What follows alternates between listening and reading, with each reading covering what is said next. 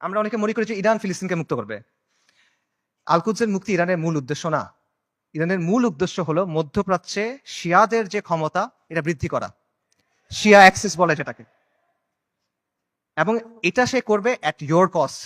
একটা কথা আছে গেম থিওরিতে, জিরো সাম গেম, যে তার শক্তি যত বাড়বে আপনার শক্তি তত কমবে। এটা বাস্তবতা। ইরানের সাথে ইসরায়েলের স্বার্থের দ্বন্দ্ব আছে, ইরানের সাথে আমেরিকার স্বার্থের দ্বন্দ্ব আছে, কিন্তু তার মানে কিন্তু ইরানের সাথে আপনারও দ্বন্দ্ব আছে। যে ইরান আজকে ফিলিস্তিনের মুক্তি করার জন্য বুলি আওড়াচ্ছে, তারাই আজকে সিরিয়াতে আহলুস সুন্নাহ ওয়াল জামাকে হত্যা করতেছে, তারাই আজকে আহওয়াজে আহলুস সুন্নাহ ওয়াল জামাকে হত্যা করতেছে, তারা ইরাকে আহলুস সুন্নাহ ওয়াল জামাকে হত্যা করছে, এখন নির্যাতন করতেছে। এটা হলো বাস্তবতা। ইরানের স্বার্থ আর আহলুস সুন্নাহ ওয়াল জামার স্বার্থ কখনোই এক না।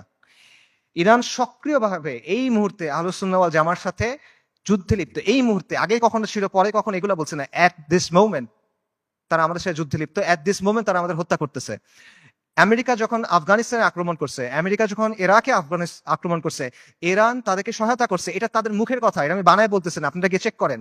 মুহাম্মদ খাতামি ইরানের প্রেসিডেন্ট ছিল 97 থেকে 2005 পর্যন্ত সম্ভবত। তার একটা বক্তব্য আছে যে তালিবানের বিরুদ্ধে আমরা আমেরিকাকে সাহায্য করছি, স্পষ্ট বক্তব্য আছে তাদের। এগুলো লুকোছাপার কিছু না। এবং সবচেয়ে বড় যে বিষয়টা ইরানের ব্যাপারে সতর্ক হওয়ার সবচেয়ে বড় কারণ হলো যে তাদের সাথে আমাদের আকীদার দ্বন্দ্ব আছে, তাওহীদের ব্যাপারে দ্বন্দ্ব আছে। তারা আল্লাহর উলুহিয়াত, আল্লাহর রুবুবিয়াত, আল্লাহর সিফাতের ব্যাপারে শিরক করে। তারা আমাদের মা আয়েশা রাদিয়াল্লাহু তাআলা আনহার ব্যাপারে জঘন্য কথা বলে, যেটা কোনোদিন কিয়ামত পর্যন্ত মানা সম্ভব না আমাদের পক্ষে। তারা সাহাবায়ে কেরাম রাদিয়াল্লাহু তাআলা আনহুম আজমাইনকে তাকফির করে, এটা কোনোদিন পর্যন্ত মানা সম্ভব না। এগুলো কোনো ফুরুই বিষয় না ভাই।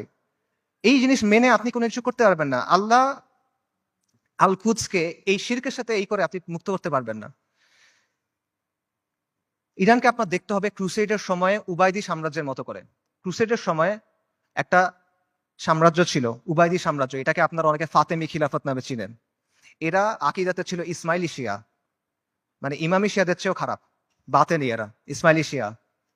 তারাও জেরুজালেমকে মুক্ত করার কথা বলতো, তারাও ঐক্যের কথা বলতো, কিন্তু ইতিহাস খুলে দেখেন তাদের ভূমিকা কি ছিল। আহলুস সুন্নাহর সাথে তাদের ভূমিকাটা কি ছিল, এটা ইতিহাস খুলে দেখেন।